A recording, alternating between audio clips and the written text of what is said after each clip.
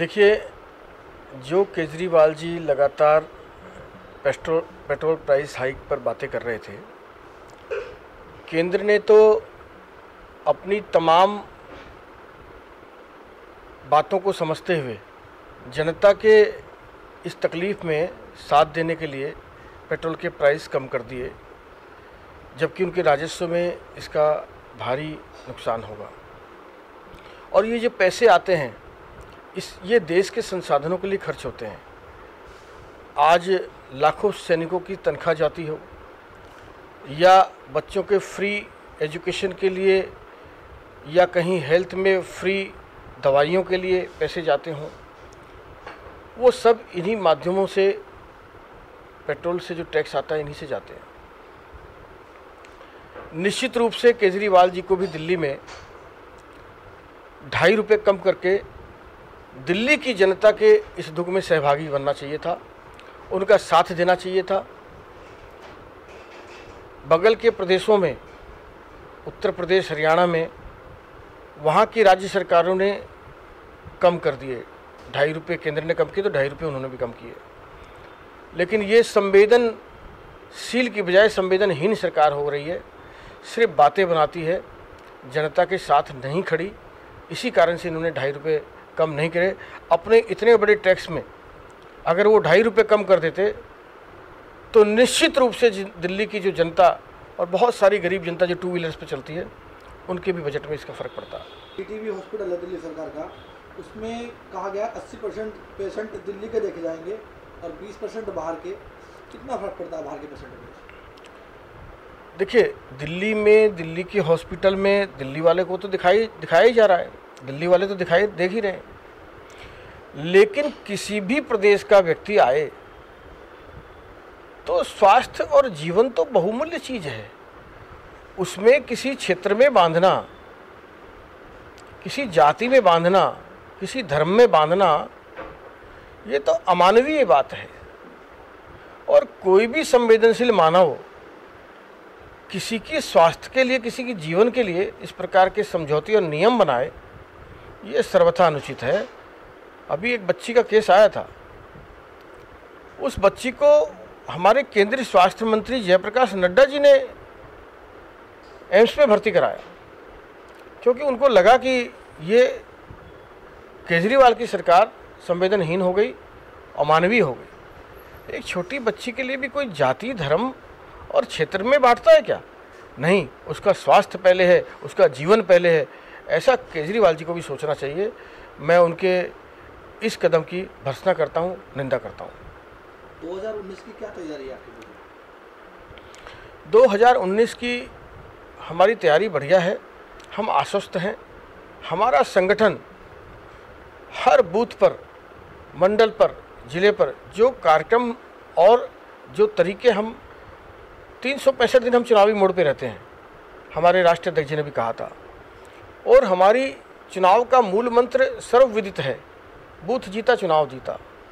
हम लोगों के सुख दुख में शामिल रहते हैं, हम लोगों के काम कराते हैं।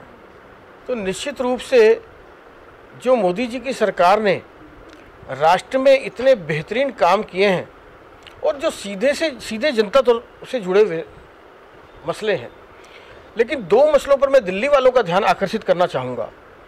केंद्र ने बहुत बड़ी योजना बनाई आयुष्मान की, और 10 करोड़ लोगों को सीधा 10 करोड़ परिवार को सीधा लाभ देने का प्रयास किया, जिसमें 50 करोड़ लोग इस लाभ को ले पाएंगे। क्या दिल्ली के लोगों ने कोई गुनाह किया है? दिल्ली के लोगों के लिए क्या यह सुविधा उपलब्ध नहीं होनी चाहिए? प्रधानमंत्री ने तो बड़े दिल से लोगों के लिए काम किया, लेकिन केजरीवाल जी ने सिर्फ प्रधानमंत्री का यह योजना है अपने नाम से लागू कराने के चक्कर में इस योजना को अभी तक दिल्ली में स्वीकार नहीं किया है, जिससे दिल्ली में 2 करोड़ लोगों को अभी लाभ से वंचित होना पड़ेगा। ये बहुत दुख की बात है। ऐसे ही प्रधानमंत्री आवास योजना में किया इन्होंने, शहर में 2.5 लाख रुपए और गाँव में 1.5 लाख रुपए आवास के लिए मिलते हैं। क्या दिल्ली के लोगों को इसका लाभ नहीं मिलना चाहिए?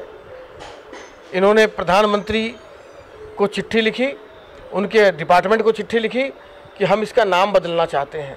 अरे केजरीवाल जी, आप तो कहते थे कि जनता का हित होना चाहिए, आप कब से नाम की परवाह करने लगे?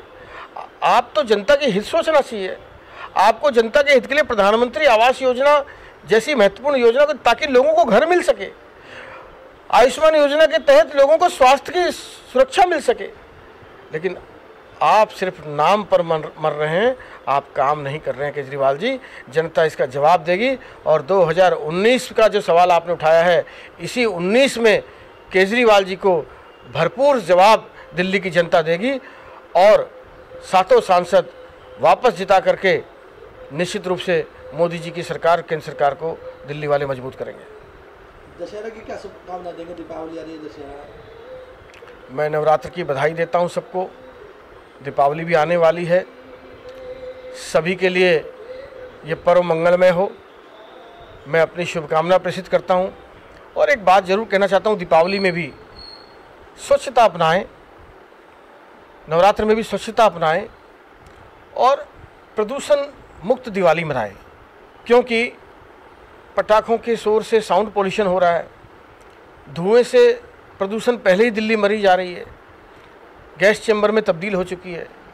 यहाँ की सरकार 2000 करोड़ रुपए सेस लेकर भी दिल्ली की सरकार कुछ करती नहीं है, जबकि केंद्र सरकार के पूरे भारतवर्ष में पर्यावरण को लिए कदम के कारण आज विश्व में उनको अर्थ ऑफ चैंपियन का अवार्ड मिलता है। ये डिफरेंस है हमारी दो सरकारों की। तो मैं दिवाली की शुभकामना के साथ लोगों को यही संदेश देना चाहता हूँ, आए हम पर्यावरण के फ्रेंडली दिवाली मनाएं, हम धुआं और साउंड पोल्यूशन से दूर रह करके दिवाली मनाएं। आओ हम सब मिट्टी का दिया जलाएं।